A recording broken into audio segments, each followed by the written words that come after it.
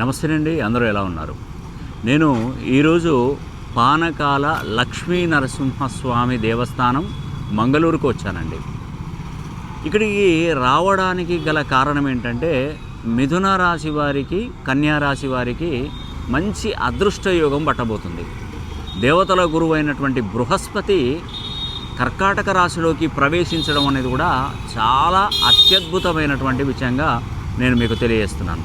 కాబట్టి మీరు కన్యా రాశిలో జన్మిస్తే మీకు 11వ స్థానం లాభస్థానం అవుతుంది.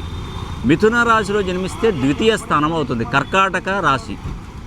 కర్కాటక రాశిలోకి దేవతల గురువైనటువంటి బృహస్పతి రావడం వలన ఈ రెండు రాశులకు అదృష్ట యోగం పట్టబోతుంది. నిజంగా మీరు ఈ రెండు రాశులలో జన్మిస్తే మీరు జూన్ 13వ తారీఖున శని త్రయోదశి శని హోమం జరిపిస్తున్నాను.